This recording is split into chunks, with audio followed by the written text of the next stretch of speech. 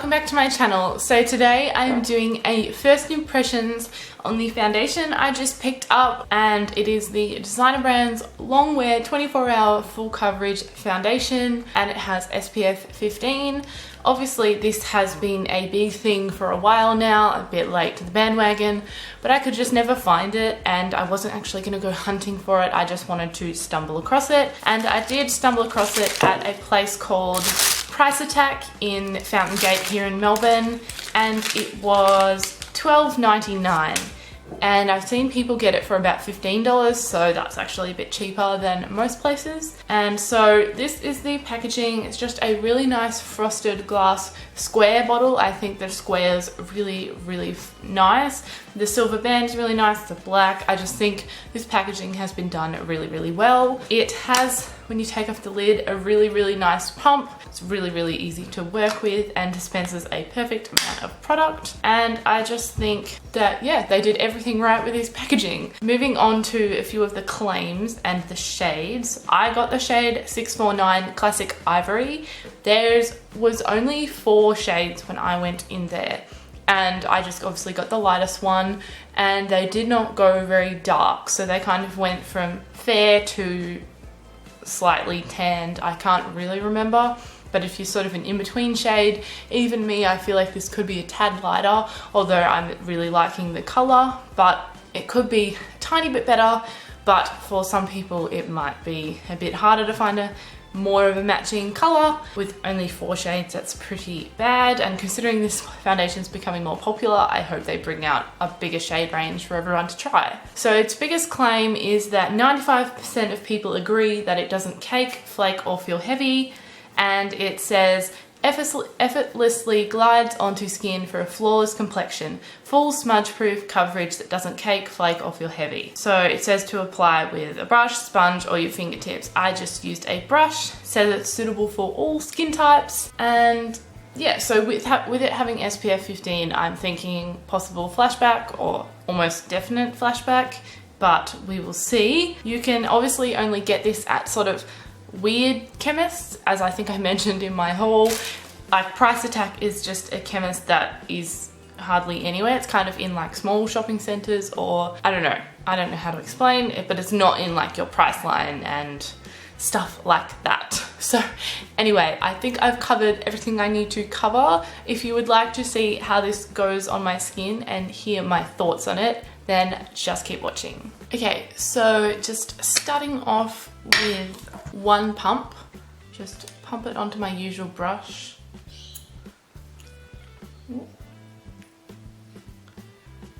So the colour looks like it could be a bit dark, but that's alright. It's quite thick, like it's not running off my brush at all, and the scent is a very light sunscreen scent, I would say. Okay, so that first dot blended out really nicely. Always hard for me to define full coverage, as I only really have a bit of redness to cover. It's blending out really easily. It doesn't look patchy or streaky. It's blending really nicely with this brush. I think the colour could be a little bit lighter, but this was their lightest shade, and they don't have a very big shade range, so I wasn't expecting it to be perfect. It did look quite fair in the bottle, but obviously it's impossible to tell. Okay, so that is one pump on one side, and I don't know if you can see, but it definitely has just smoothed out the skin. It's covered up my red cheek. Feels really soft, looks really nice. I'll just finish off the other half with another pump.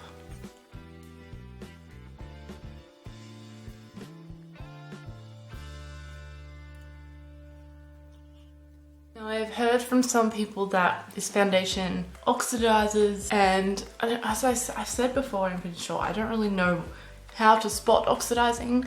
I'm assuming it's just the foundation going darker, so I will keep in mind what colour it is now and see if it darkens, goes a bit orange. Okay, so that's my whole face covered. I think this foundation actually looks really nice. I haven't used Estee Lauder Double Wear, so I can't compare if they are similar, but I know that is a very full coverage foundation and very loved in the beauty community. This looks really nice on the skin. I can't feel it. It is lightweight. And I think it is full coverage because I guess not many foundations completely cover my redness, and I feel like it is completely covered. I feel like it's quite matte, like I've got a bit of glow coming through, but I did put on a ton of moisturizer. So it's either a matte or satin finish, whatever it's called. The color, obviously a little bit off, so hopefully it doesn't oxidize or else it'd be a bit too dark. And it feels really, really soft on the skin.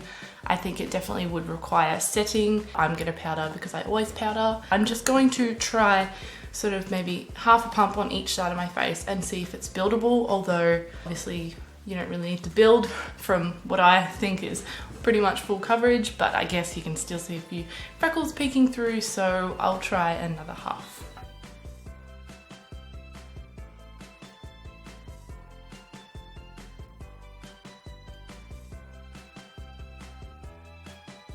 Okay, so as I'm trying to build, I don't know whether it was just the way I put it on, but it did go a bit streaky, but after sort of buffing it, that did get fixed, but it didn't do that on the first layer. Like even when I was sort of brushing it on, it wasn't streaky, which was interesting. Also, I just started off with my mascara and eyeliner already done because why not? Like no one ever does that in foundation videos, but really, who says you can't? And then it makes it just quicker for me to pop on the rest of my makeup and come back and report and also get into filming more videos. Okay, so I will say it's a little buildable, but honestly the coverage is amazing right now that you wouldn't need to build it. So I wouldn't have needed that extra pump, but it's interesting to see how it goes.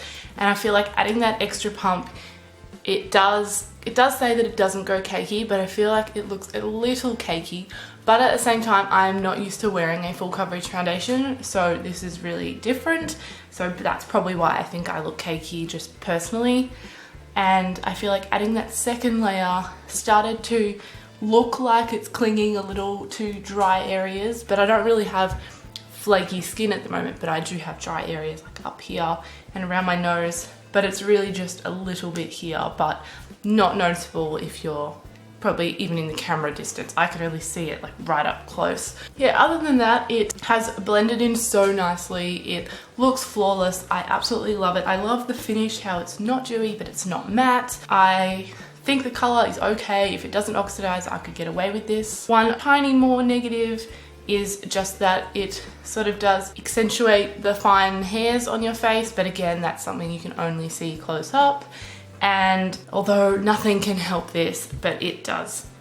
It will and does accentuate my forehead lines, but they are so predominant, as you can see, that no matter what I do, they're always there. I've frowned and laughed and raised my eyebrows too much as a child, and I am stuck with them. But yes, I think I've covered everything. It's so far, as to what it claims, that it doesn't cake, flake, or feel heavy. Doesn't feel heavy. It probably doesn't cake, it's just my personal, what I'm used to. And flake, well, obviously that's what happens throughout the day, so we will see. So I'm just going to go and pop on the rest of my makeup, my CoverGirl powder, but just a touch, just to set it, because it's not so, well, it's a little tacky and it would probably transfer. So yeah, just gonna set that, and then obviously before that put on my Essence concealer under my eyes, and then do the rest of my makeup, and I will check back in a few hours. Okay, so just a quick update. Sorry if you can hear the dishwasher, it's going right now obviously, and I was gonna wait for it to be done, but it's just, who cares? It's probably not gonna be that loud once my voice sort of cancels out the sound. Anyway, just quickly popping in, I'm just gonna update twice today. Now it is 1:30. I put this on at 9:30, so it's been on for 4 hours and I haven't really been doing much, but I'm still going to let you know how it's going, and then I'll check back in at about 4:30 or 5 when it's been on for like nearly 8 hours or something. It does claim to be 24 hour, so I'd love to wear it for 24 hours, but that's not going to happen. Anyway, just like to say that right now, it still looks amazing. I feel like it doesn't completely set. Maybe if I put on a lot more powder, it would set more. So I feel like it would transfer a bit. So I'm just gonna test that with this receipt. I'm getting like little bits of transferring, but not dramatic. But I feel like if you did get your finger and wipe down your face, you might smudge it a little bit. So yeah, just try not to touch your face. It has settled into these creases, and obviously I said my forehead lines and a little bit into this smile line, but because those lines are so there on my face, that happens with 99% of foundations. So I never judge a foundation by that. I think that's fine. A line filling, pore filling primer or something would help that. I reckon a primer would definitely help this foundation out. Where I said it was looking a touch dry here, it's still looking the same. It hasn't gotten worse, it's fine. It's not looking dry anywhere else. Still see fine hairs, but that's only really close up. All of these problems I'm noticing are only if you're looking really close up. So yeah, and also in a actual photo, nothing really shows up. It looks absolutely beautiful in photos. I will have, or will insert now, a flash photo, and I don't think I saw flashback, but because the foundation is a shade darker, it's possible that the flashback just made it match my body. But anyway, I think it looked really lovely in the flash photo. I don't think it's oxidized at all. I think the color is exactly the same. I love how it looks. It's stuck to my nose, which some foundations like to come off there, or my redness peeks through. And so far I am really, really happy with this. I feel really confident in this foundation. I absolutely love it. Pretty much all the bad things I've said are just minuscule. I am 99% happy. So I will check back in a few hours and we'll see if it's started to wear off anywhere, because at the moment it is still perfectly on my face. See you in a few hours, in 1 second. Okay, so the time is now 5:18, so let's call it 5:30. So it has been on since 9:30, so it's been on for 8 hours, and pretty much since the last update I really have nothing bad to say. It is almost exactly the same, little bit dry in these areas and the nose, and sort of creased and slightly cakey. No, not really cakey, just creased under the eyes, but that's just my under eyes. I don't think it's worn off anywhere. It's still very, very full coverage. Yeah, it hasn't worn off in patches. It's just sort of fading nicely. I don't really know how to explain it, but I feel like it'll sort of just eventually be gone, but not patchy, which is awesome. Settled, I probably already mentioned this, but a little into this smile line. That always happens.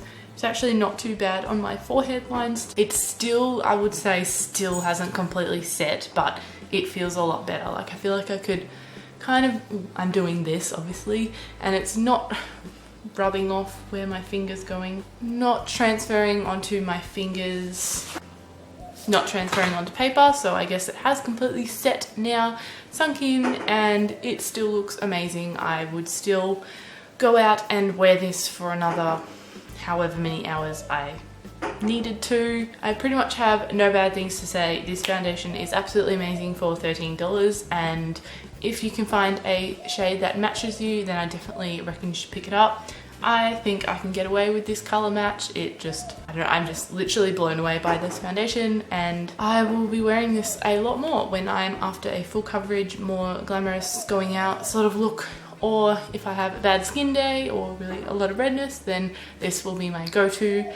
And yeah, so basically I recommend this and I absolutely love it. And I think the only thing that could help this is a hydrating primer. So remember, this is with no primer and it's amazing. So get a hydrating primer, or if you have oily skin, maybe the oils would help you out a bit, but then you could get oily in your T-zone. I don't know. So that brings us to the end of today's video. I hope this review helped, and if you were on the fence about purchasing this and you have similar skin to me, then you will have made your decision from this. And give this video a like if you enjoyed it, and subscribe so you don't miss any more of my videos. And thanks so much for watching. I really, really appreciate it, and I will see you in my next video. Bye guys!